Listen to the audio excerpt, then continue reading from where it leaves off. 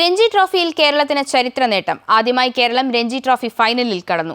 ഗുജറാത്തിനെതിരായ semi പോരാട്ടം സമനിലയിൽ അവസാനിച്ചെങ്കിലും ഒന്നാം ഇന്നിംഗ്സിലെ 2 റൺസ് ലീഡാണ് കേരളത്തിന് തുണയായത്.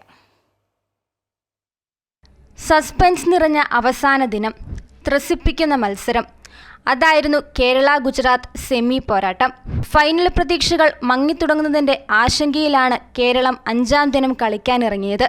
7-ന് 429 റൺസുമായി ഇറങ്ങിയ ഗുജറാത്തിന്റെ 3 വിക്കറ്റുകൾ വീഴ്ത്തുക എന്ന വലിയ വെല്ലുവിളിയാണ് കേരളത്തിന് ഉണ്ടായിരുന്നത്.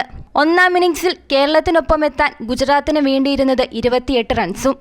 എന്നാൽ മറുനാടൻ താരം ആദിത്യ സർവതയുടെ മിന്നും പ്രകടനം ഗുജറാത്തിനെ കേരളത്തിന് പിന്നിലാക്കി. ഗുജറാത്തിന്റെ 3 വിക്കറ്റുകളും ആദിത്യ സർവതെ എറിഞ്ഞിട്ടതോടെ കേരളത്തിന് 2 റൺസിന്റെ ലീഡ് നേടാനായി.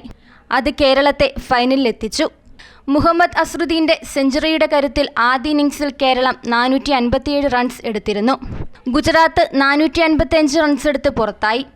കളി അവസാനിക്കുമ്പോൾ 2ാം ഇന്നിംഗ്സിൽ കേരളം 4-ന് 114 റൺസ് എന്ന നിലയിലായിരുന്നു. കേരളത്തിന് വേണ്ടി ആദിത്യ സർവതയും ജലജ് സക്സേനയും 4 വിക്കറ്റ് വീതം വീഴ്ത്തി. ഒന്നാം ഇന്നിംഗ്സിൽ പുറത്താകാതെ 177 റൺസ് നേടി കേരളത്തിന്റെ നട്ടെല്ലായി മാറിയ മുഹമ്മദ് അസ്റുദ്ദീനാണ് കളിയിലെ താരം.